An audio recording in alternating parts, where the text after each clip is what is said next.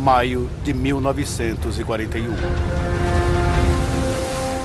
Uma tempestade cai sobre o Oceano Atlântico. Um esquadrão de biplanos antiquados enfrenta o mais poderoso couraçado que o mundo já viu. O Bismarck.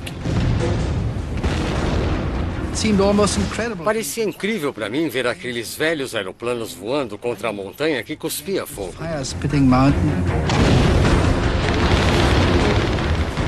Em risco, o futuro da Europa.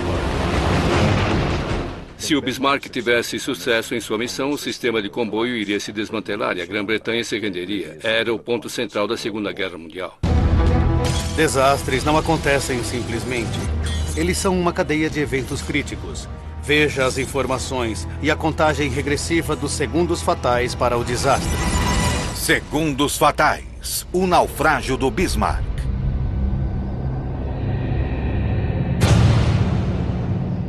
Atlântico Norte. 24 de maio de 1941. O couraçado britânico HMS Rei George V. O comandante em chefe da frota britânica, almirante John Tovey, está na missão mais importante de sua carreira. Afundar um navio tão poderoso que ameaça a sobrevivência da Grã-Bretanha.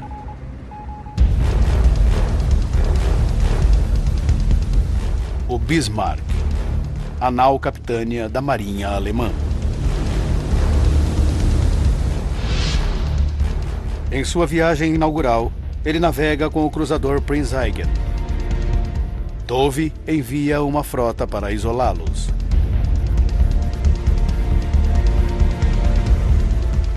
O líder é o cruzador HMS Hood, símbolo da supremacia oceânica da Grã-Bretanha e orgulho da Marinha Real. Ele era um navio lindo. Em qualquer lugar atraía atenção. E nós todos o amávamos.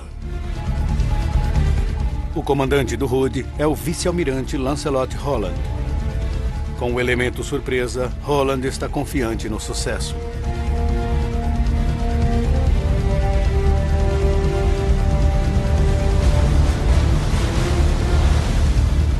O Bismarck e o Prinz Eugen estão a 30 quilômetros ao norte do Hood.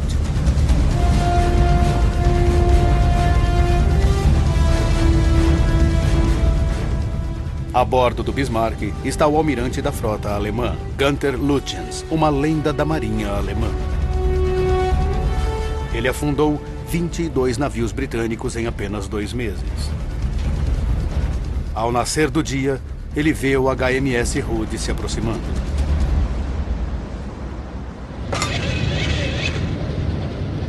Estou me aproximando de 2 unidades pesadas.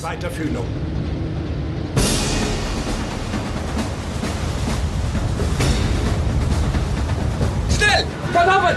Die Leuten! Die letzten Scheiden! Schnell, die Boote in Gallen!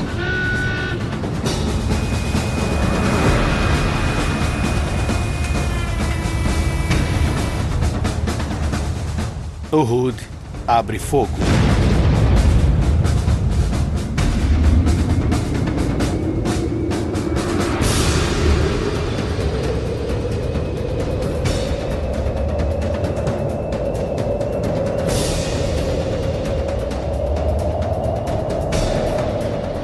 Estranhamente, Lütjens não ordena o retorno do ataque.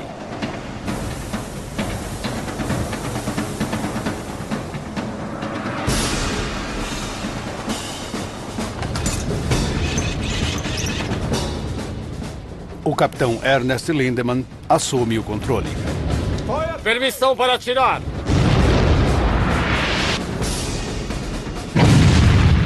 Balas de canhão chovem sobre o estreito da Dinamarca. Uma salva atinge o Hood. Perfura 6 níveis da estrutura do navio.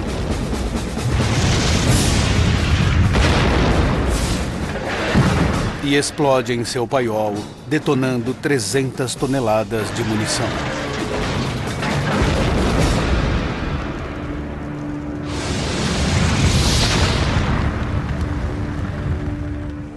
o imenso navio se parte em dois e afunda em apenas 2 minutos. Mais de 1.400 homens do mar perdem suas vidas, incluindo o vice-almirante Holland.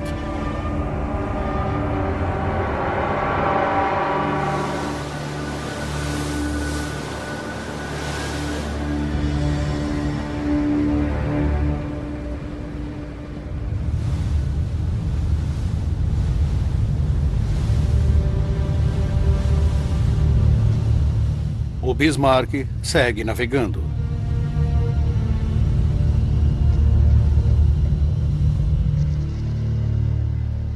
As notícias da destruição do Hood se espalham pelo mundo.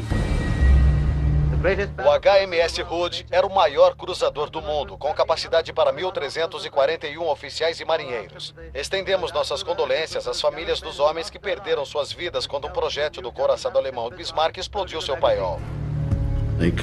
Os alto-falantes anunciaram que o Hood havia afundado. E na época ficamos sem acreditar, porque pensávamos que nada o afundaria, que nenhum outro navio o tocaria.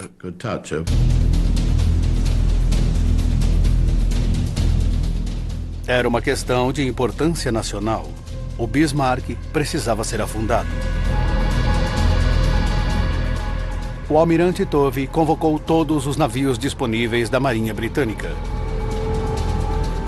Os marinheiros britânicos se viam frente a uma tarefa preocupante.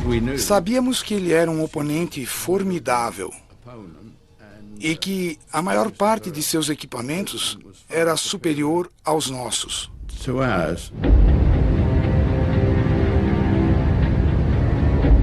Tendo 88 canhões com alcance de 35 quilômetros, velocidade máxima de 30 nós e uma blindagem com mais de 30 centímetros de espessura, o Bismarck era o couraçado mais assombroso que já existiu.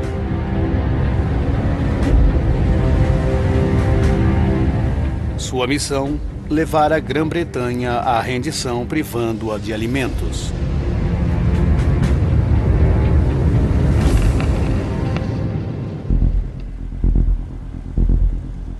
Seu alvo, os comboios da Marinha Mercante que levavam suprimentos ao Reino Unido. Eles traziam não apenas combustível, mas alimentos, tanques, aviões dos Estados Unidos para nos ajudar, porque naquela época em particular estávamos sozinhos. Os britânicos sabiam que o objetivo do Bismarck era atacar os comboios. Era de suma importância que ele fosse detido. A bordo do Bismarck, o moral era alto. A tripulação comemorava o naufrágio do HMS Hood com rações extras e cigarros.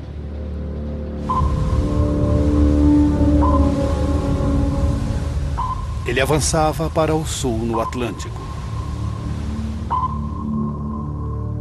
A frota do almirante Tovey o seguia. 2 navios mantinham o Bismarck ao alcance do radar. Eles deviam segui-lo durante a noite. –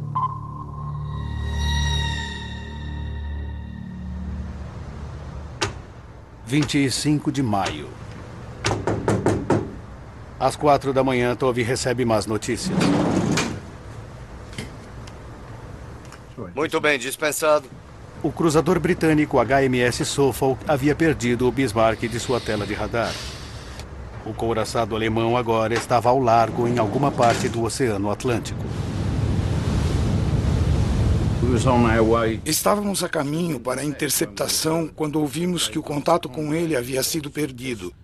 Ele passou pelo cordão de isolamento e estava livre. Aviões de reconhecimento foram lançados e couraçados exploravam o oceano. Mas nada foi encontrado.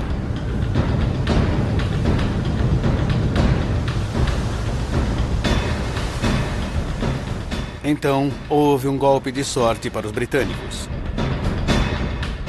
Às 7 da manhã, o almirante Lutyens quebra o silêncio do rádio. Ele enviou uma atualização para o comando naval alemão, que foi ouvido pelas estações em escuta por todo o Reino Unido.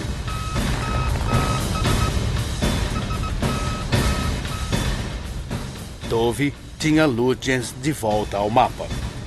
Ele ordenou que a frota fosse para o norte. A caçada foi retomada. Mas o Bismarck estava navegando para o sul, em direção à França ocupada. Às 11 horas mais tarde, a frota britânica ainda não o tinha à vista. Os cálculos foram checados. Os britânicos cometeram um erro monumental. Eles estavam navegando na direção errada.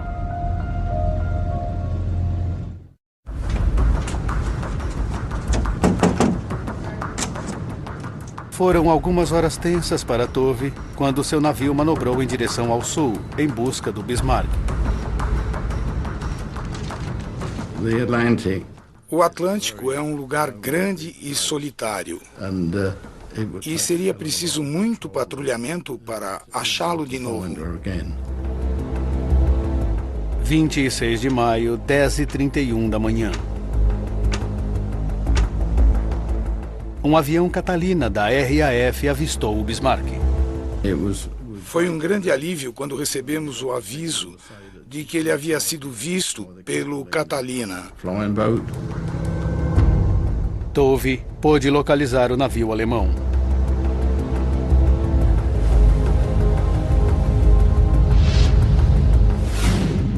Ele estava a 18 horas das águas francesas e do suporte da Luftwaffe. Tove não iria alcançá-lo a tempo.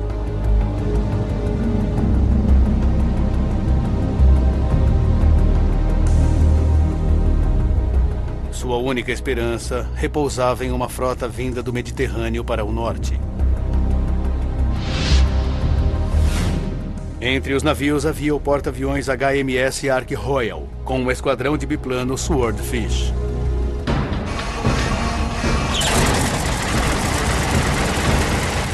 Com o Bismarck a apenas 14 horas da segurança, Tove ordenou um ataque.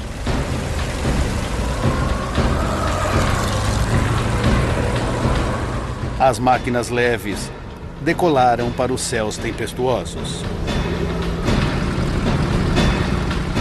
Eles voaram durante 1 hora em condições atrozes. Mal enxergando uns aos outros, eles confiaram no radar dos líderes. Havia um navio à frente.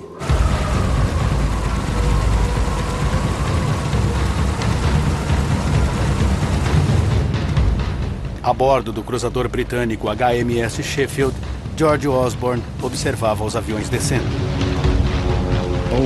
De repente eu olhei para cima e falei para o meu companheiro que íamos ser atacados, e ele me disse para não ser tão tolo. Inconscientes do erro, os pilotos se aproximaram de um de seus próprios navios.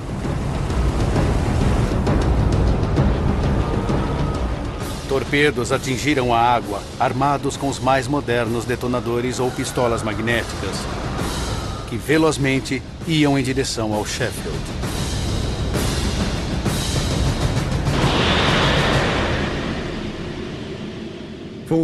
Felizmente para nós, eles tinham pistolas defeituosas, o que significava que a ogiva não explodiria. O Bismarck estava agora 4 horas mais próximo das águas francesas. Dove ficou sabendo da missão confusa.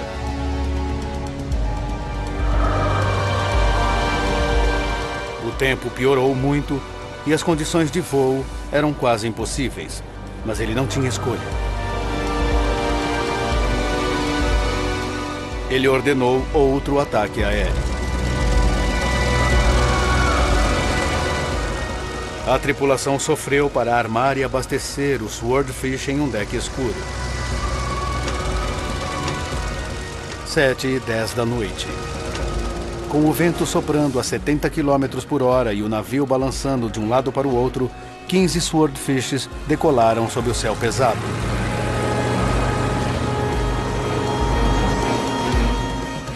O Bismarck estava a 10 horas do suporte aéreo. Tudo o que Tovey pôde fazer foi esperar.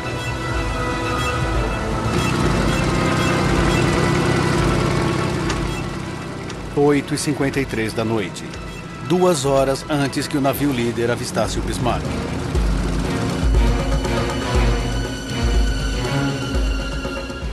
A bordo, o oficial de artilharia tenente von Mullenheim Heckberg ouve o Swordfish que se aproxima.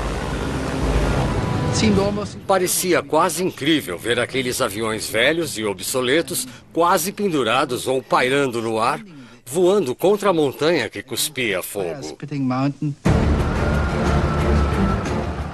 Ken Pattison era um dos pilotos naquele dia.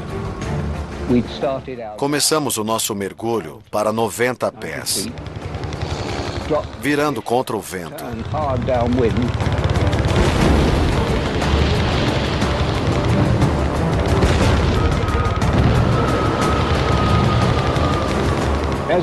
Ao fazer isso, meu observador olhou para o lado, para a traseira do navio, e viu o nosso torpedo.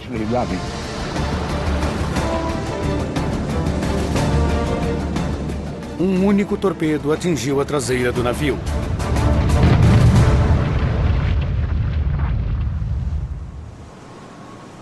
E o mecanismo de direção parou de responder. Na minha estação, havia um indicador de leme, e eu olhei e vi o leme preso a bombordo 10. E não se moveu mais. 9h05 da noite. O Bismarck estava morto na água.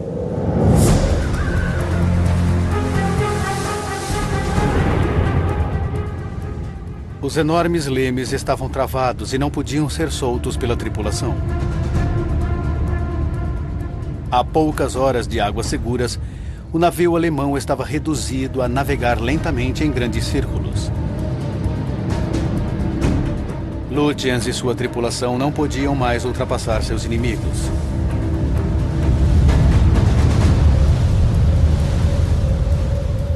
À medida que a realidade da situação era percebida, os ânimos a bordo se tornavam desesperados. Todos nos sentimos na laje do açougueiro e não havia nada a ser feito a respeito.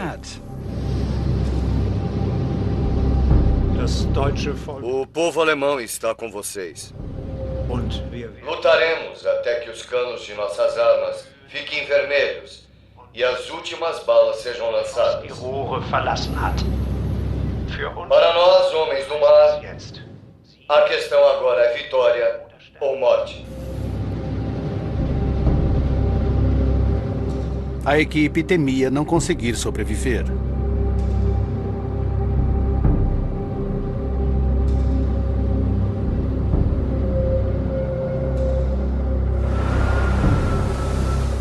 O almirante Tovey podia atacar a qualquer momento.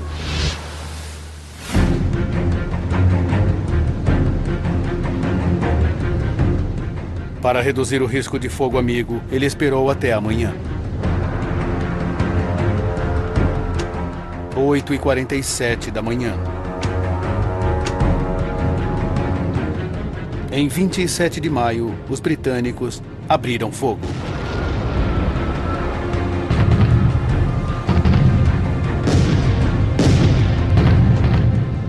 Do HMS Dorsetshire, George Bell observava a batalha se desenrolar. Abrimos fogo a uma distância de 25 quilômetros.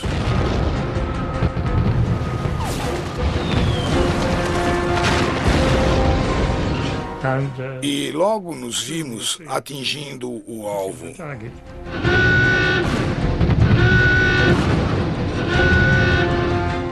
Em minutos, a ponte de comando foi destruída e, com ela, o almirante Lutyens.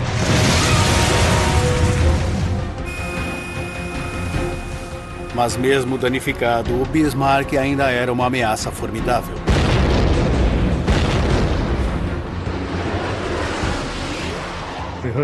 Ouvimos os projéteis de canhão. Felizmente, eles não chegaram à nossa distância.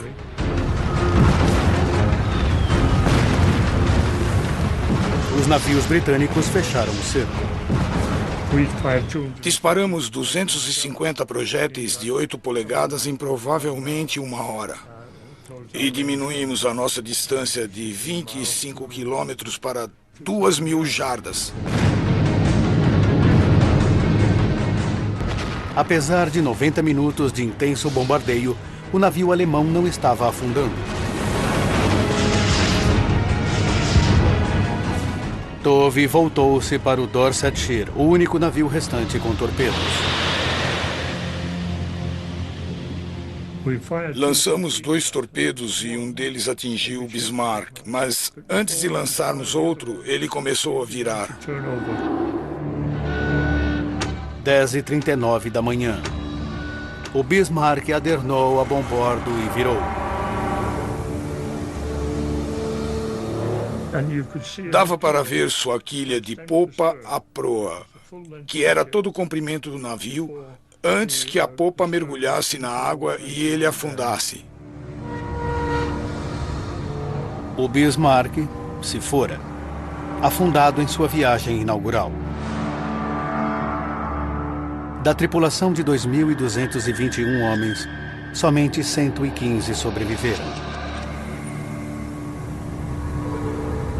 Em apenas 4 dias, 2 dos maiores navios do mundo afundaram e 3.500 homens morreram.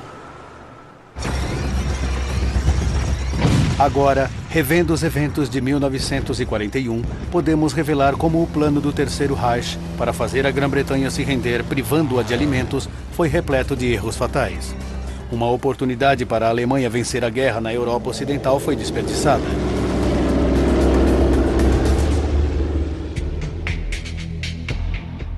"70 anos depois, o historiador naval Andrew Lambert revelará como a série de erros de cálculo pelos alemães selou o destino do Bismarck.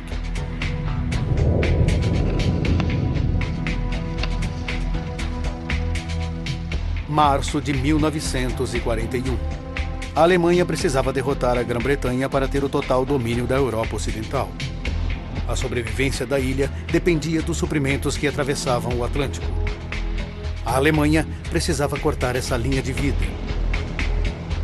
Os nazistas desenvolveram uma estratégia em 2 fases. Erich Raeder, o comandante da Marinha Alemã, arquitetou um plano no qual os submarinos forçariam os britânicos a usar o sistema de comboio. Os navios seriam forçados a viajar como um grupo. Então, os rápidos e poderosos couraçados alemães fariam uma emboscada e afundariam esses comboios. Os britânicos estavam entre a cruz e a espada. O sistema de comboio era o alvo. Se os britânicos parassem com isso, perderiam a guerra. A Alemanha sofisticou esse plano desde a deflagração da guerra. Em 20 meses, ela foi bem sucedida em afundar 6 milhões de toneladas de navios. Seu principal couraçado estava pronto para criar o caos no Atlântico. Essa missão foi chamada Operação Reno. O plano original da Operação Reno era enviar todos os navios alemães de superfície pesada. O Bismarck, o Prinz-Eugen, o Scharnhorst, o Gneisenau, o Almirante Ripper e possivelmente o Almirante Scheer também. Mas antes que a Operação Reno fosse lançada, aconteceu um grande contratempo. A maioria dos couraçados alemães estava incapacitada. Infelizmente para eles, o Scharnhorst e o Gneisenau, seus 2 outros couraçados velozes, voltaram do ataque a comboios no Atlântico, onde foram bombardeados e danificados em Brest, na França, e não estavam operacionais naquele momento. Portanto, em vez de um ataque de meia dúzia de navios poderosos, os alemães acabaram enviando 2. Para Lambert, essa decisão foi a primeira de uma série de enganos. Tendo planejado uma grande operação, os alemães poderiam ter sido mais sábios, com o benefício da percepção tardia dos fatos e ter esperado até poderem enviar mais navios. Mas a confiança alemã em sua estratégia rejeitou qualquer senso de cautela. Somente nesse ano, eles afundaram 22 navios aliados. Eles ficaram impacientes. Pensavam que a vitória total estava em suas mãos. Uma vez no Atlântico, o Bismarck e o Prinz-Eugen se esconderiam no vasto oceano e afundariam os comboios furtivamente. Mas antes deveriam navegar despercebidos pela Grã-Bretanha. Novamente, eles acreditavam ter poucos motivos para preocupação. Os alemães haviam enviado mais de meia dúzia de missões ao Atlântico desde 1939 e nenhuma delas foi interceptada. Assim, os alemães deviam estar bem confiantes no sucesso daquela missão. Este foi outro engano. Os britânicos estavam sofrendo com a campanha alemã contra os comboios. Eles levavam extremamente a sério a ameaça de um poderoso couraçado como o Bismarck. Se o navio saísse para o Atlântico e fosse bem sucedido em sua missão, o sistema de comboio se desintegraria e a Grã-Bretanha se renderia. Era realmente a coisa mais importante da Segunda Guerra. O Bismarck, o maior couraçado da Europa, precisava chegar ao Atlântico despercebido. Mas Andrew Lambert acreditava que a Alemanha havia subestimado fundamentalmente a rede de espionagem britânica. Por terem ocupado muitos países, Dinamarca, Noruega, França, Holanda, Bélgica, havia muita gente contente em passar informações aos britânicos. Levou apenas 48 horas para as notícias chegarem aos britânicos. E então, o Bismarck e o Prinz Eugen pararam em Bergen, na Noruega, para reabastecer, dando aos britânicos uma chance de localizá-los. Os britânicos estavam absolutamente concentrados em encontrar esse navio. Eles sabiam que ele estava vindo, sabiam onde esperá-lo e quando chegasse a Bergen não seria surpresa. Um Spitfire de reconhecimento tirou uma foto dele. Com aquela foto, a Operação Reno estava mais uma vez comprometida.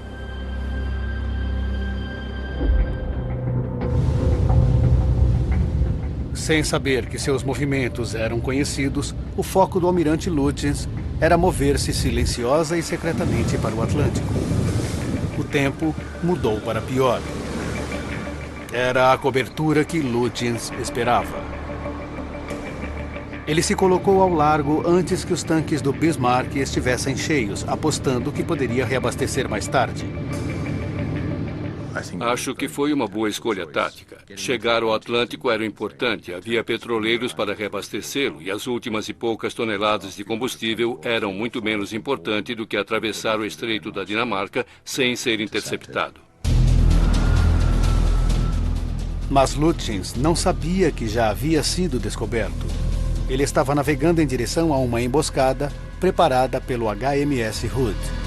Então, era possível pôr em prática um plano para interceptá-lo em ambos os lados da Islândia. A interceptação do Bismarck ao tentar chegar ao Atlântico era exatamente o que os britânicos planejaram. Isso colocava Lutyens em uma situação difícil. Ele estava sob ordens diretas de evitar conflito com a Marinha Real. Eles estavam atrás de comboios, não de uma batalha no mar.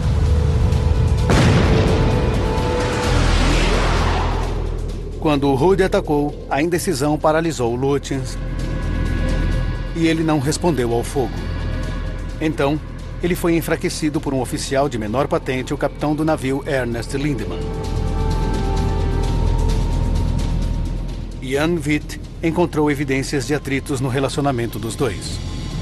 É preciso levar em consideração que eles viram a operação de diferentes pontos de vista. O capitão do navio é responsável por suas táticas. Lindemann estava pensando taticamente, enquanto que o almirante tinha de pensar estrategicamente. Lutyens estava concentrado em seguir ordens. O foco de Lindemann era o futuro imediato do navio. Ele tomou a decisão sem precedentes de passar por cima de seu oficial superior. No final, o capitão Lindemann ordenou abrir fogo com as palavras: "Não vou deixar o meu navio afundar."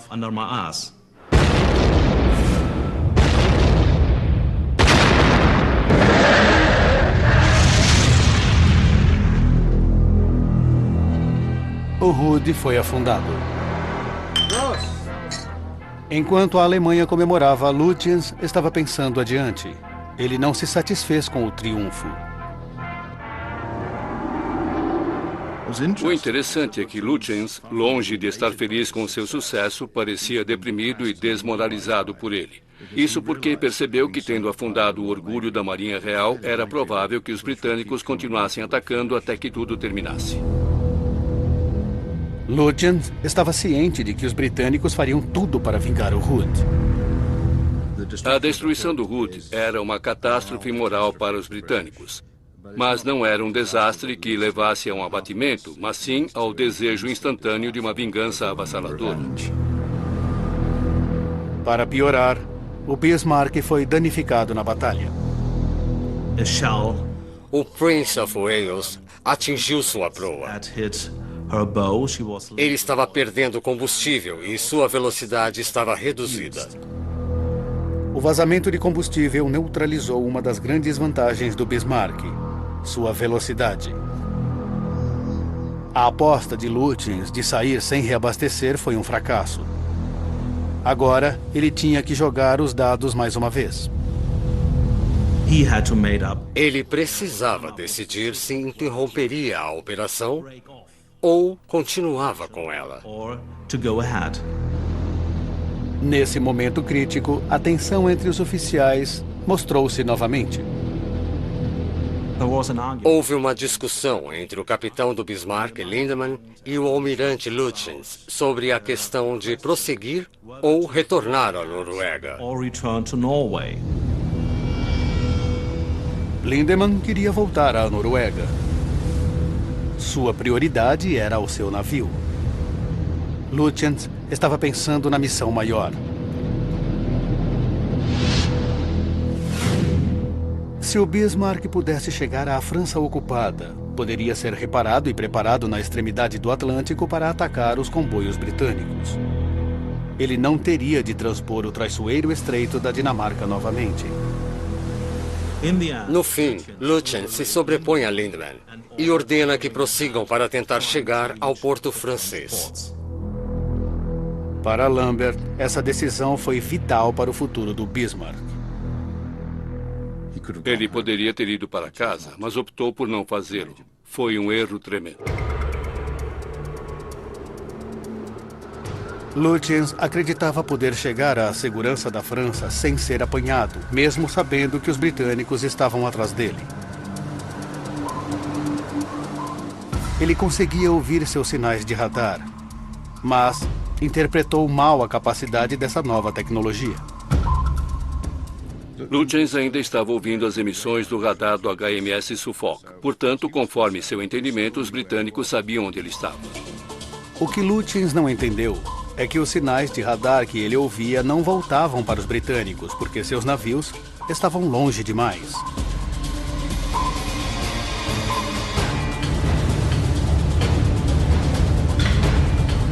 Às 3 horas da manhã do dia 25 de maio, os navios britânicos perderam o contato do radar. Era a chance de Lutyens chegar à França em segurança. Mas então ele cometeu um erro crítico. Ele decidiu enviar o enorme sinal wagneriano de volta a Berlim, dando aos britânicos uma oportunidade perfeita de se reconectarem. Ironicamente, mesmo tendo escapado, Lutyens estava contatando a Alemanha para falar de suas preocupações sobre sua terrível situação. Ele não estava eufórico, nem bombástico, nem triunfante. Estava deprimido. Pensava, os britânicos ainda estão por aí, vão me pegar, vão me seguir e me afundar. Quando Lutyens fez sua chamada, ele estava 1 hora à frente da frota britânica. Ele estava livre. Se não tivesse enviado aquele sinal, seria difícil para os britânicos achá-lo. O erro de Lutyens foi grave, mas então os britânicos cometeram um pior ainda. Eles cometeram um erro básico ao mostrar o curso do navio. Mostraram indo para o norte quando estavam indo para o sul. Dove foi deixado com apenas uma opção. Para desafiar o mais poderoso e avançado navio do oceano, ele se voltou para um grupo de antigos biplanos do HMS Ark Royal, os Swordfish. Os Swordfish eram aviões notavelmente antigos, biplanos com motores pequenos. O cockpit era aberto.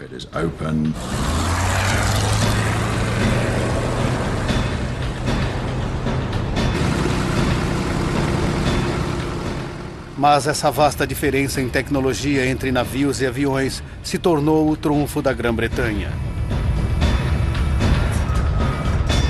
Os poderosos canhões antiaéreos do Bismarck eram avançados demais para esses aviões antiquados. O oficial de artilharia alemão informou que seus sistemas antiaéreos não poderiam ser armados para a velocidade baixa do Swordfish. Eles esperavam aviões que voassem a 240 km por hora e o Swordfish voava a 80, portanto eles atiravam muito à frente do alvo. Houve poucos danos aos Swordfishes e nenhum foi derrubado. Todos os torpedos foram lançados. Eles corriam para o casco fortemente blindado do Bismarck. Mas mesmo o navio mais poderoso dos mares tinha um calcanhar de Aquiles. É preciso saber que o leme e as hélices são o ponto fraco de todo navio. Não há possibilidade de protegê-los com blindagem ou algo assim. A única opção do Bismarck era manobrar para tentar evitar os torpedos. O capitão Lindemann ordenou uma virada brusca a bom bordo. Seu plano era se desviar do torpedo que se aproximava. Mas, em vez disso, ele expôs o vulnerável mecanismo de direção. Quando o torpedo o atingiu, o Bismarck estava manobrando. Foi realmente má sorte que um desses torpedos o atingisse ali. Os lemes do Bismarck viraram para bom bordo. O torpedo fatal o atingiu. Ele detonou atrás da sala do equipamento de direção. Os danos a esse setor travaram os lemes. A força da explosão enviou uma onda de choque ao longo do comprimento do navio. O Bismarck agora não podia mais ser manobrado. O torpedo lançado no ataque do Swordfish deteve o Bismarck e estabeleceu a batalha final, na qual ele seria destruído. Era o ponto decisivo de toda a perseguição. Não havia mais erros a serem cometidos. Eles iam afundar. Era apenas uma questão de tempo. Na manhã de 27 de maio, o destino do Bismarck foi selado. Às 10h39, o Bismarck desapareceu sob as ondas.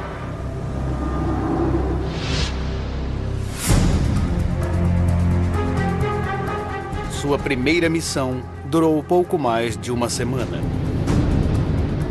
Ele afundou o maior cruzador da Grã-Bretanha e escapou do radar inimigo. Mas o navio mais avançado do mundo foi derrotado por aviões ultrapassados e lentos.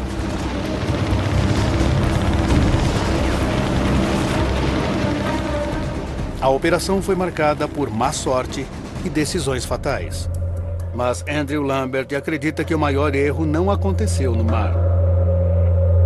A missão estava condenada antes que o Bismarck deixasse o porto e a culpa começava no topo.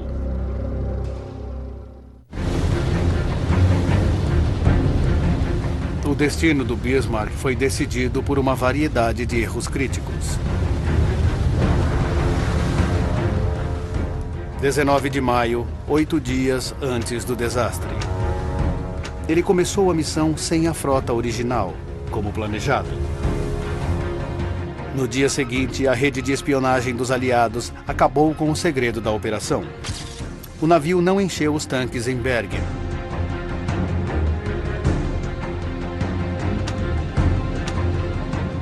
Três dias para o desastre. Lütjens decidiu seguir para a França em vez de voltar para casa. Ele passou um rádio para Berlim, revelando sua posição para os britânicos. 13 horas para o desastre. Uma manobra fatal durante o ataque dos Swordfishes resultou na incapacitação do sistema de direção.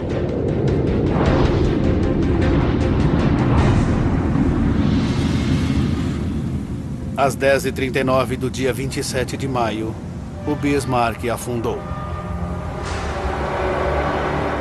Para Andrew Lambert, a culpa do fracasso da missão não foi do almirante Lütjens. Ele acredita que os motivos foram mais profundos com o próprio Führer. A intervenção de Adolf Hitler na investida do Bismarck foi relativamente limitada. Ele não estava desesperadamente interessado na Marinha. Certamente não estava interessado naquela parte da guerra. A guerra de Hitler até agora se concentrava na supremacia total da Europa.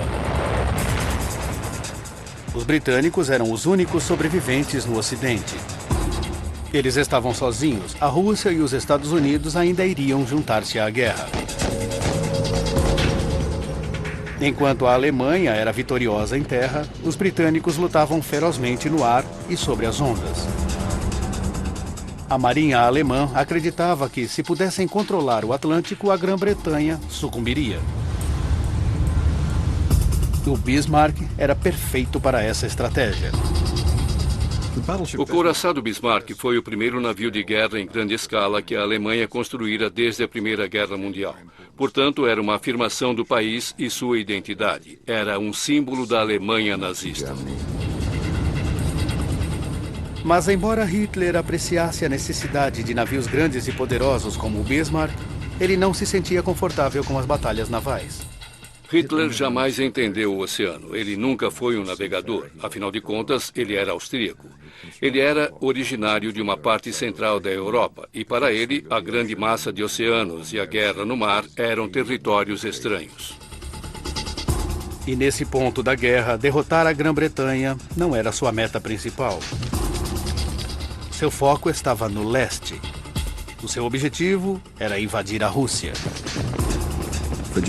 Para a Alemanha, o evento de maio de 1941 não era a Batalha do Atlântico, mas a Operação Barbarossa. A fixação de Hitler era montar um exército enorme e destruir a União Soviética até o fim daquele ano. Se Hitler invadisse a Rússia, ele estaria lutando com dois frontes, ocidental e oriental. Seu exército seria dividido e enfraquecido. Ele queria fechar o fronte ocidental. A marinha alemã acreditava que o Bismarck poderia ser a solução. O melhor modo de fazer a Grã-Bretanha parar de lutar era destruir seu sistema de comboio. A marinha estava disposta a vender seu projeto favorito em um momento em que poderia solucionar o principal problema de Hitler, dois frontes de guerra. A Operação Reno recebeu o sinal verde. Em sua pressa de provar seus novos couraçados, as missões começaram sem o conhecimento de Hitler. Mas o problema real do Bismarck é que a atenção de Hitler já estava na Rússia. E o backup da operação precisava focar-se em outro lugar. Para a liderança nazista, a parte da marinha, os olhares se voltaram para o leste e não para o oeste. A Operação Reno não iria conseguir suporte da força aérea que queria, nem se ligar a outras operações. Assim, o Bismarck estava operando com pouquíssimo apoio, mesmo da força submarina. A Grã-Bretanha tinha controlado um império pelo domínio das ondas, mas Hitler ignorava essa lição. O Bismarck partiu, lamentavelmente, sem suporte.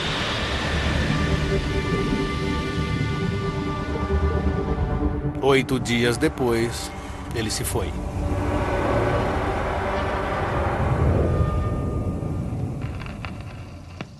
Conquistadores do Bismarck voltam para casa.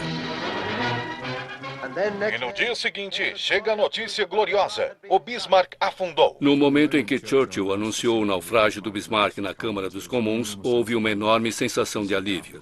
Aquele era o momento mais sombrio da Grã-Bretanha na Segunda Guerra Mundial. E a destruição bem-sucedida do Bismarck era muito importante para a vitória dos aliados. Aquela semana em maio de 1941 foi essencial para a Segunda Guerra Mundial. Se o Bismarck tivesse tido sucesso e a Grã-Bretanha se rendesse, não teria havido uma cabeça de ponte para a liberação anglo-americana da Europa. Quando o Bismarck afundou, os alemães perderam a oportunidade de triunfar sobre a Grã-Bretanha e, em última análise, vencer a guerra. Versão Marshmallow São Paulo.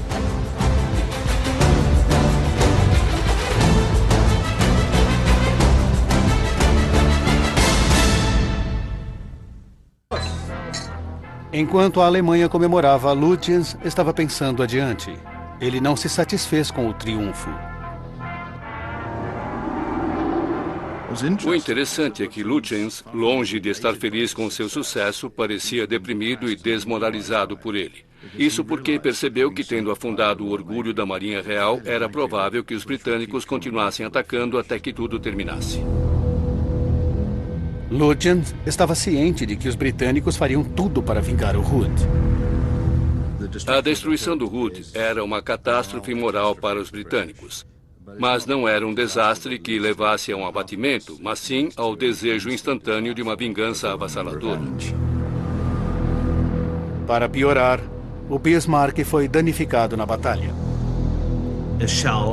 O Prince of Wales atingiu sua proa. Ele estava perdendo combustível e sua velocidade estava reduzida.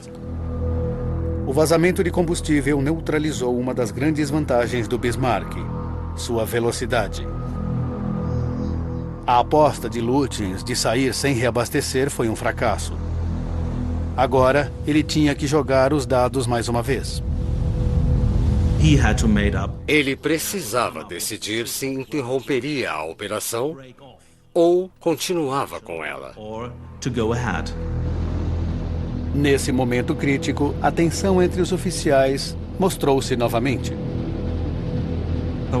Houve uma discussão entre o capitão do Bismarck, Lindemann, e o almirante Lutyens sobre a questão de prosseguir ou retornar à Noruega. Lindemann queria voltar à Noruega. Sua prioridade era o seu navio. Lutyens estava pensando na missão maior. Se o Bismarck pudesse chegar à França ocupada, poderia ser reparado e preparado na extremidade do Atlântico para atacar os comboios britânicos. Ele não teria de transpor o traiçoeiro estreito da Dinamarca novamente. No fim, Lutyens se sobrepõe a Lindemann e ordena que prossigam para tentar chegar ao porto francês. Para Lambert, essa decisão foi vital para o futuro do Bismarck. Ele poderia ter ido para casa, mas optou por não fazê-lo. Foi um erro tremendo.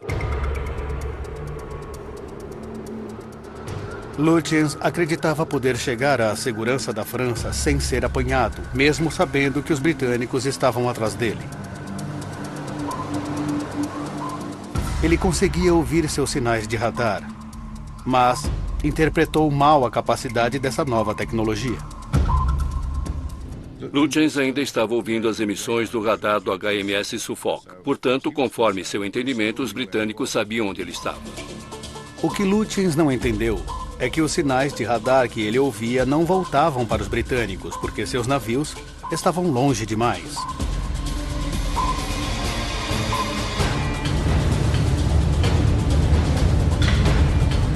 Às 3 horas da manhã do dia 25 de maio, os navios britânicos perderam o contato do radar.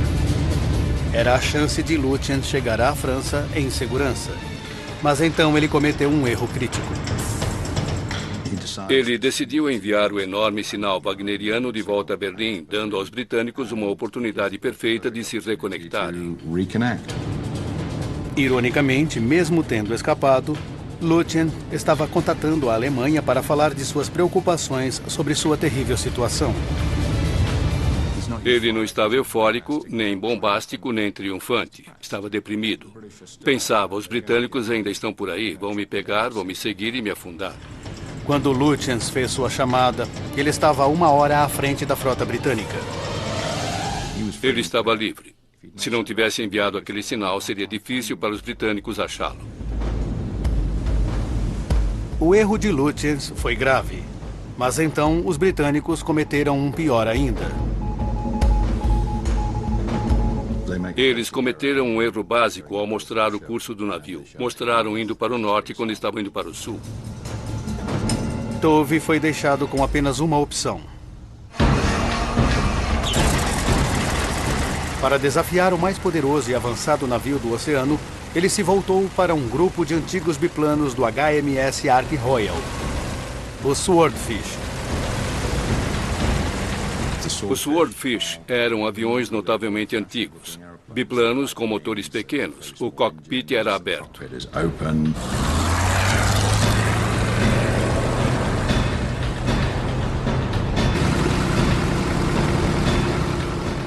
Mas essa vasta diferença em tecnologia entre navios e aviões se tornou o trunfo da Grã-Bretanha. Os poderosos canhões antiaéreos do Bismarck eram avançados demais para esses aviões antiquados. O oficial de artilharia alemão informou que seus sistemas antiaéreos não poderiam ser armados para a velocidade baixa do Swordfish. Eles esperavam aviões que voassem a 240 km por hora e o Swordfish voava a 80, portanto eles atiravam muito à frente do alvo. Houve poucos danos aos Swordfishes e nenhum foi derrubado. Todos os torpedos foram lançados. Eles corriam para o casco fortemente blindado do Bismarck. Mas mesmo o navio mais poderoso dos mares tinha um calcanhar de Aquiles. É preciso saber que o leme e as hélices são o ponto fraco de todo navio. Não há possibilidade de protegê-los com blindagem ou algo assim. A única opção do Bismarck era manobrar para tentar evitar os torpedos. O capitão Lindemann ordenou uma virada brusca a bom bordo. Seu plano era se desviar do torpedo que se aproximava. Mas, em vez disso, ele expôs o vulnerável mecanismo de direção. Quando o torpedo o atingiu, o Bismarck estava manobrando. Foi realmente má sorte que um desses torpedos o atingisse ali. Os lemes do Bismarck viraram para bom bordo. O torpedo fatal o atingiu. Ele detonou atrás da sala do equipamento de direção. Os danos a esse setor travaram os lemes. A força da explosão enviou uma onda de choque ao longo do comprimento do... Maio de 1941. Uma tempestade cai sobre o Oceano Atlântico. Um esquadrão de biplanos antiquados enfrenta o mais poderoso couraçado que o mundo já viu. O Bismarck. Parecia incrível para mim ver aqueles velhos aeroplanos voando contra a montanha que cuspia fogo.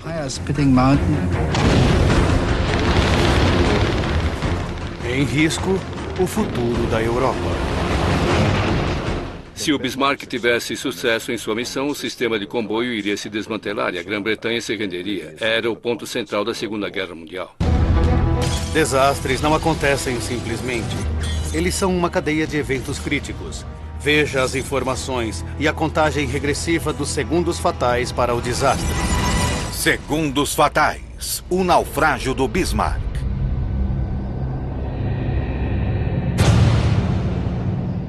Atlântico Norte. 24 de maio de 1941. O couraçado britânico HMS Rei George V. O comandante em chefe da frota britânica, almirante John Tovey, está na missão mais importante de sua carreira. Afundar um navio tão poderoso que ameaça a sobrevivência da Grã-Bretanha.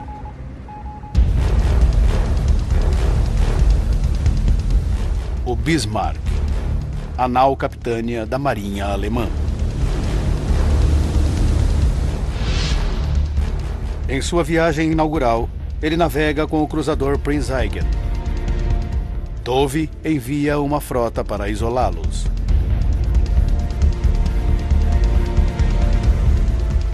O líder é o cruzador HMS Hood, símbolo da supremacia oceânica da Grã-Bretanha e orgulho da Marinha Real. Ele era um navio lindo. Em qualquer lugar atraía atenção. E nós todos o amávamos. O comandante do Hood é o vice-almirante Lancelot Holland. Com o elemento surpresa, Holland está confiante no sucesso.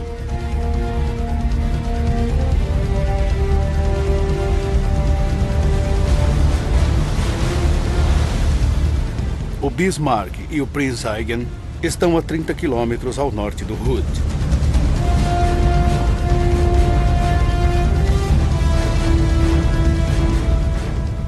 A bordo do Bismarck está o almirante da frota alemã, Günther Lütjens, uma lenda da marinha alemã. Ele afundou 22 navios britânicos em apenas 2 meses. Ao nascer do dia, ele vê o HMS Hood se aproximando.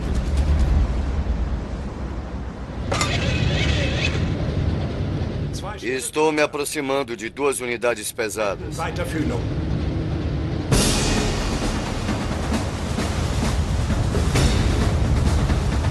Schnell! Verlaufen! Die Leuten! Die Lichtensteinen! Schnell deportet! Die Portingallen!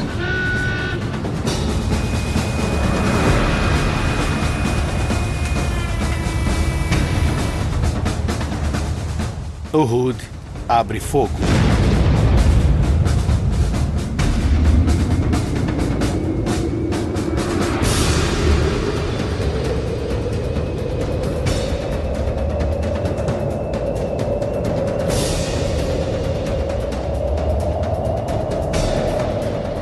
Estranhamente, Lütjens não ordena o retorno do ataque.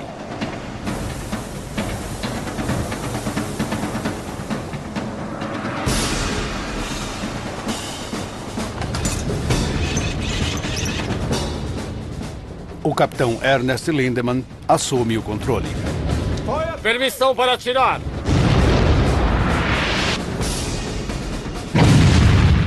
Balas de canhão chovem sobre o estreito da Dinamarca. Uma salva atinge o Hood. Perfura 6 níveis da estrutura do navio.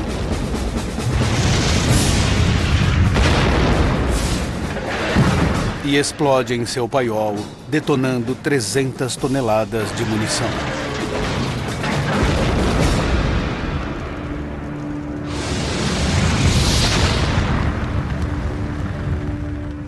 O imenso navio se parte em 2 e afunda em apenas 2 minutos. Mais de 1.400 homens do mar perdem suas vidas, incluindo o vice-almirante Holland.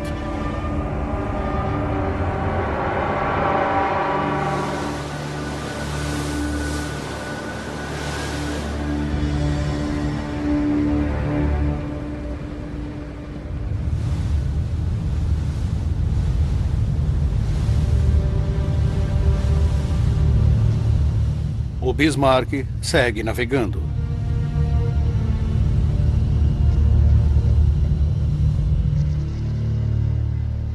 As notícias da destruição do Hood se espalham pelo mundo. O HMS Hood era o maior cruzador do mundo, com capacidade para 1.341 oficiais e marinheiros. Estendemos nossas condolências às famílias dos homens que perderam suas vidas quando um projétil do couraçado alemão Bismarck explodiu seu paiol. Os alto-falantes anunciaram que o Hood havia afundado. E na época ficamos sem acreditar, porque pensávamos que nada o afundaria, que nenhum outro navio o tocaria.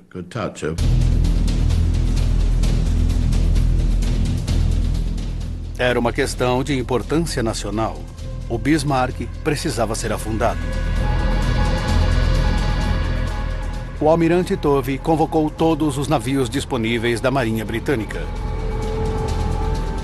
Os marinheiros britânicos se viam frente a uma tarefa preocupante. Sabíamos que ele era um oponente formidável e que a maior parte de seus equipamentos era superior aos nossos.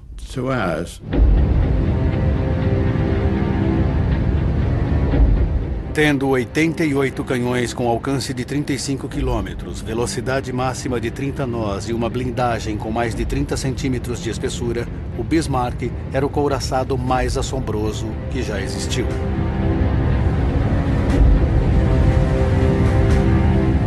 Sua missão, levar a Grã-Bretanha de um lado para o outro, 15 Swordfishes decolaram sob o céu pesado.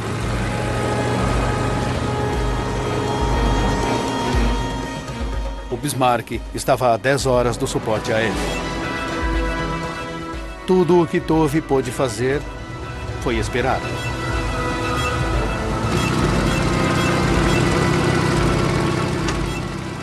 Oito e 53 da noite.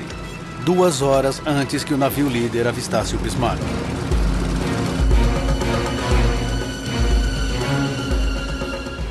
A bordo, o oficial de artilharia tenente von Mullenheim-Heckberg ouve o Swordfish que se aproxima.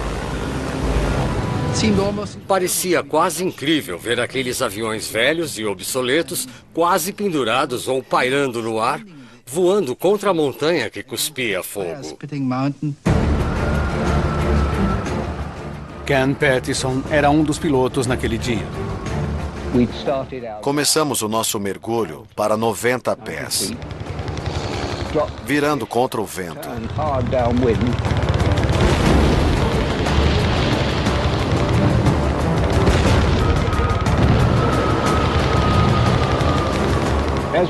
Ao fazer isso, meu observador olhou para o lado, para a traseira do navio, e viu o nosso torpedo.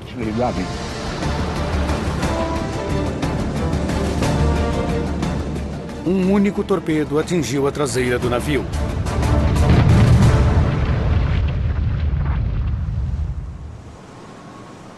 E o mecanismo de direção parou de responder. Na minha estação, havia um indicador de leme, e eu olhei e vi o leme preso a bombordo 10. E não se moveu mais. 9h05 da noite. O Bismarck estava morto na água.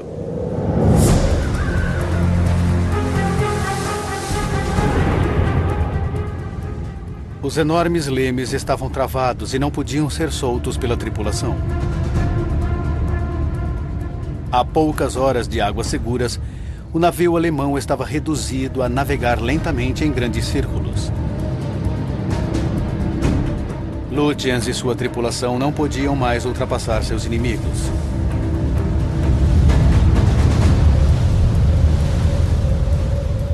À medida que a realidade da situação era percebida, os ânimos a bordo se tornavam desesperados. Todos nos sentimos na laje do açougueiro e não havia nada a ser feito a respeito. O povo alemão está com vocês. Lutaremos até que os canos de nossas armas fiquem vermelhos e as últimas balas sejam lançadas. Para nós, homens do mar, a questão agora é vitória ou morte. A equipe temia não conseguir sobreviver.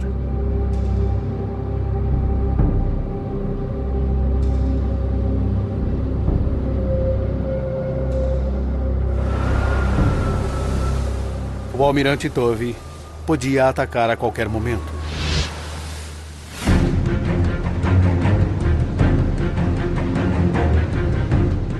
Para reduzir o risco de fogo amigo, ele esperou até amanhã. 8h47 da manhã. Em 27 de maio, os britânicos abriram fogo.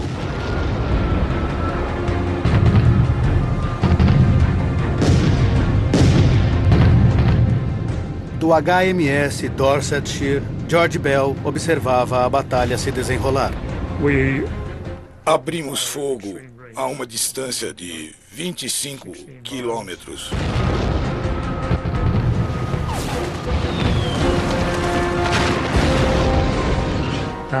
E logo nos vimos atingindo o alvo.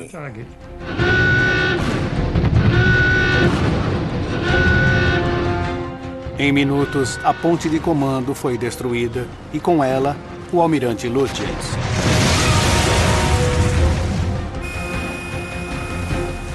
Mas mesmo danificado, o Bismarck ainda era uma ameaça formidável.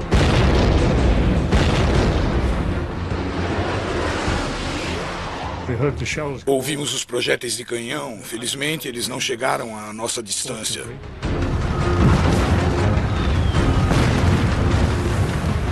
Os navios britânicos fecharam o cerco. Disparamos 250 projéteis de 8 polegadas em provavelmente 1 hora. E diminuímos a nossa distância de 25 quilômetros para 2.000 jardas.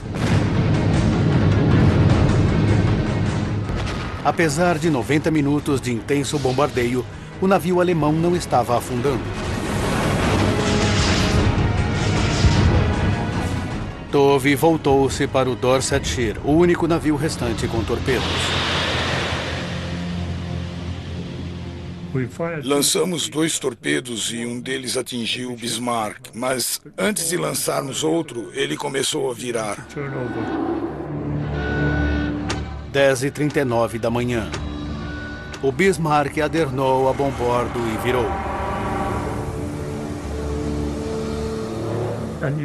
Dava para ver sua quilha de popa a proa, que era todo o comprimento do navio, antes que a popa mergulhasse na água e ele afundasse. O Bismarck se fora, afundado em sua viagem inaugural.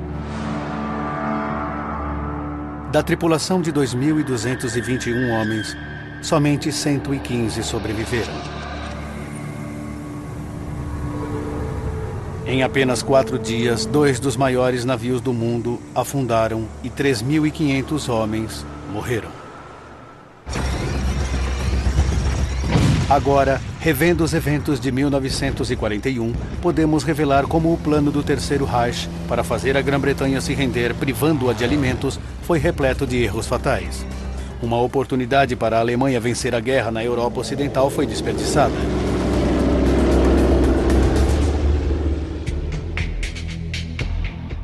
"70 anos depois, o historiador naval Andrew Lambert revelará como a série de erros de cálculo pelos alemães selou o destino do Bismarck.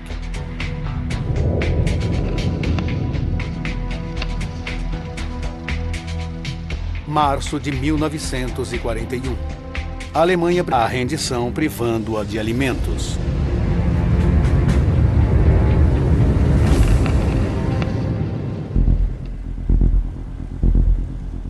Seu alvo, os comboios da Marinha Mercante que levavam suprimentos ao Reino Unido. Eles traziam não apenas combustível, mas alimentos, tanques, aviões dos Estados Unidos para nos ajudar, porque naquela época em particular estávamos sozinhos. Os britânicos sabiam que o objetivo do Bismarck era atacar os comboios. Era de suma importância que ele fosse detido. A bordo do Bismarck, o moral era alto. A tripulação comemorava o naufrágio do HMS Hood com rações extras e cigarros.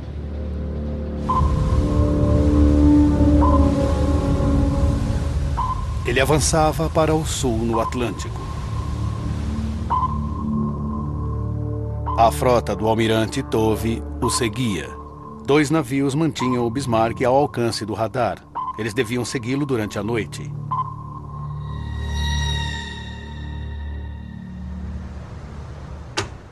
25 de maio. Às 4 da manhã, Tove recebe más notícias.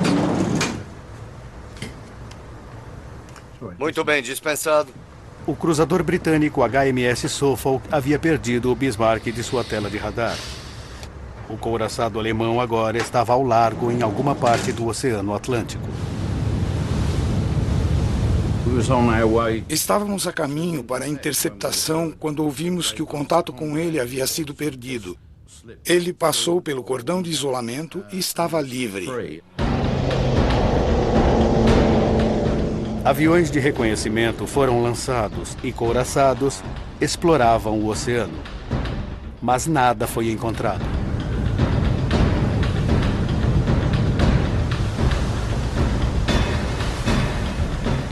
Então, houve um golpe de sorte para os britânicos. Às 7 da manhã, o almirante Lutyens quebra o silêncio do rádio.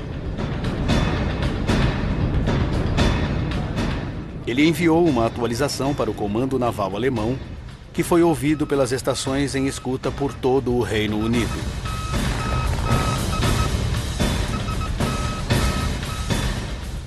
Tove tinha Lutyens de volta ao mapa. Ele ordenou que a frota fosse para o norte. A caçada foi retomada.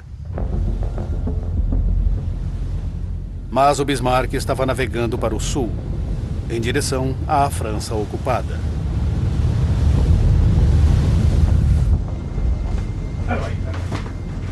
11 horas mais tarde, a frota britânica ainda não o tinha à vista. Os cálculos foram checados. Os britânicos cometeram um erro monumental. Eles estavam navegando na direção errada.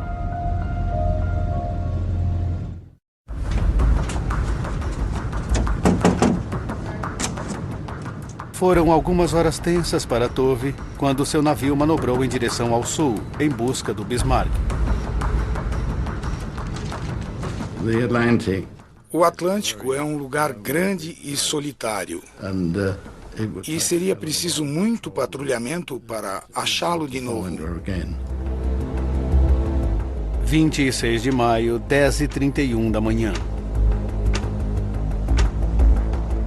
Um avião Catalina da RAF avistou o Bismarck. Foi um grande alívio quando recebemos o aviso de que ele havia sido visto pelo Catalina. Tove pôde localizar o navio alemão.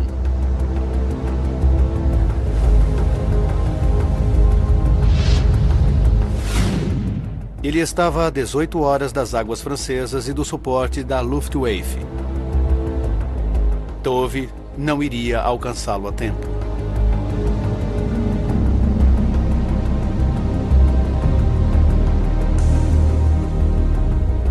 Sua única esperança repousava em uma frota vinda do Mediterrâneo para o norte. Entre os navios havia o porta-aviões HMS Ark Royal, com um esquadrão de biplano Swordfish.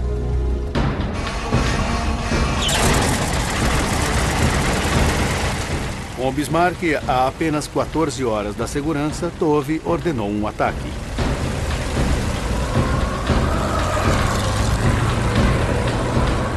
As máquinas leves decolaram para os céus tempestuosos. Eles voaram durante 1 hora em condições atrozes. Mal enxergando uns aos outros, eles confiaram no radar dos líderes. Havia um navio à frente.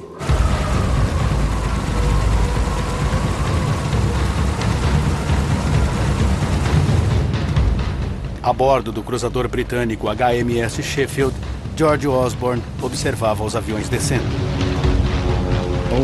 De repente eu olhei para cima e falei para o meu companheiro que íamos ser atacados, e ele me disse para não ser tão tolo. Inconscientes do erro, os pilotos se aproximaram de um de seus próprios navios.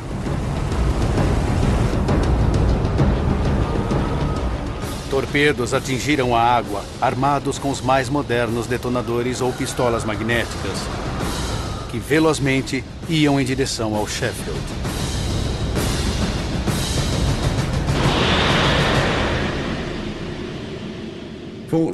Felizmente para nós, eles tinham pistolas defeituosas, o que significava que a ogiva não explodiria.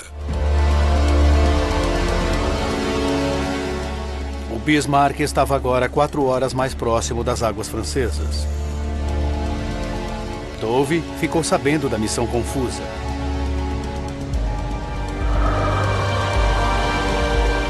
O tempo piorou muito e as condições de voo eram quase impossíveis, mas ele não tinha escolha.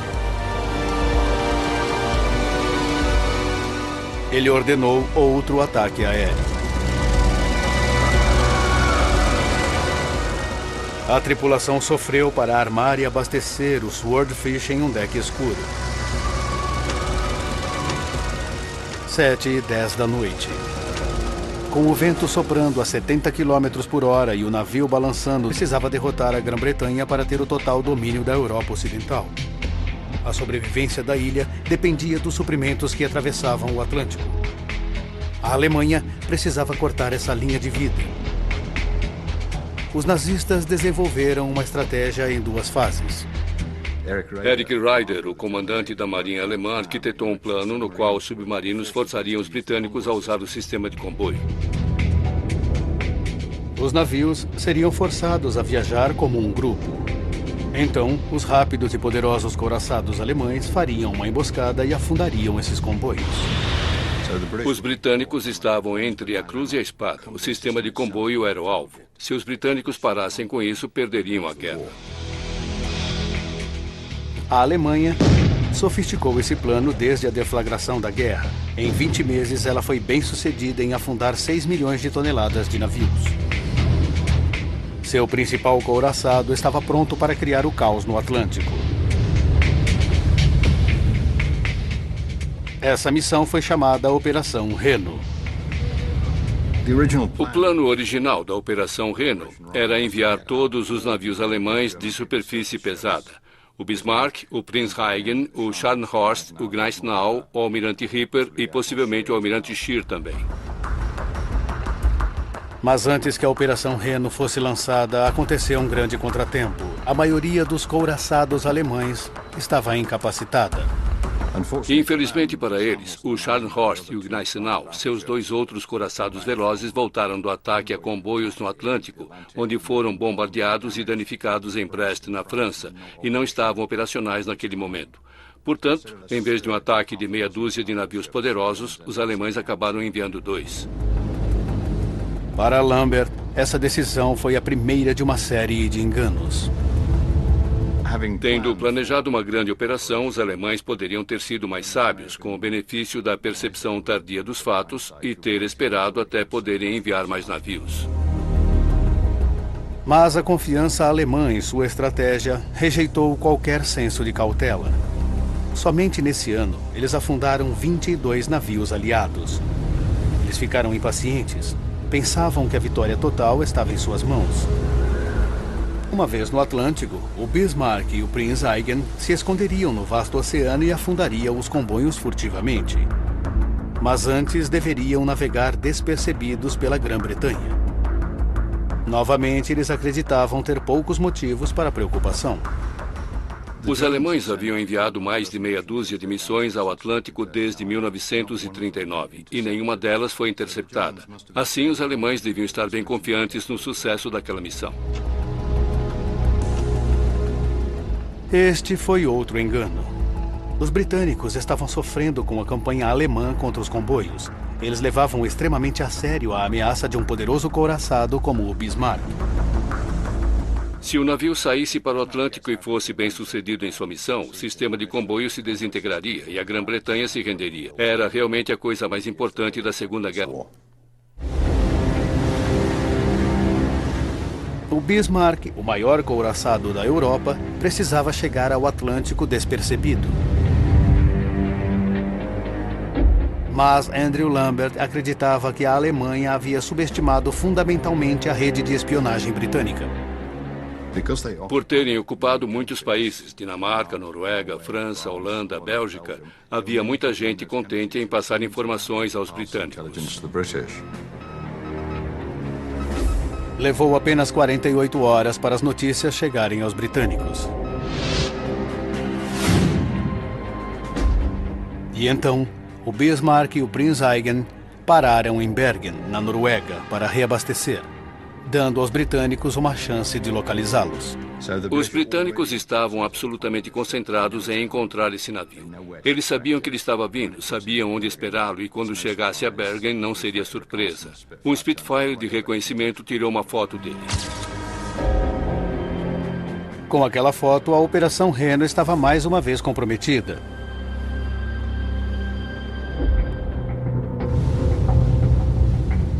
Sem saber que seus movimentos eram conhecidos, o foco do almirante Lutyens era mover-se silenciosa e secretamente para o Atlântico. O tempo mudou para pior. Era a cobertura que Lutyens esperava. Ele se colocou ao largo antes que os tanques do Bismarck estivessem cheios, apostando que poderia reabastecer mais tarde. Acho que foi uma boa escolha tática. Chegar ao Atlântico era importante, havia petroleiros para reabastecê-lo e as últimas e poucas toneladas de combustível eram muito menos importantes do que atravessar o Estreito da Dinamarca sem ser interceptado. Mas Lutyens não sabia que já havia sido descoberto. Ele estava navegando em direção a uma emboscada preparada pelo HMS Hood.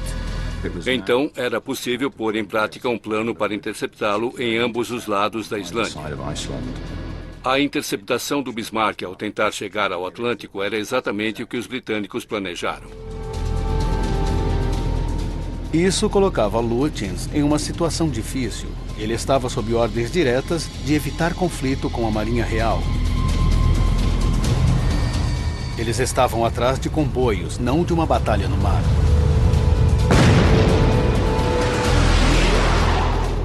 Quando o Hood atacou, a indecisão paralisou Lutyens e ele não respondeu ao fogo. Então, ele foi enfraquecido por um oficial de menor patente, o capitão do navio Ernest Lindemann.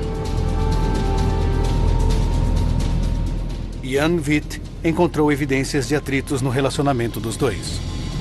É preciso levar em consideração que eles viram a operação de diferentes pontos de vista. O capitão do navio é responsável por suas táticas. Lindemann estava pensando taticamente, enquanto que o almirante tinha de pensar estrategicamente. Lutyens estava concentrado em seguir ordens. O foco de Lindemann era o futuro imediato do navio. Ele tomou a decisão sem precedentes de passar por cima de seu oficial superior. No final, o capitão Lindemann ordenou abrir fogo com as palavras: "Não vou deixar o meu navio afundar."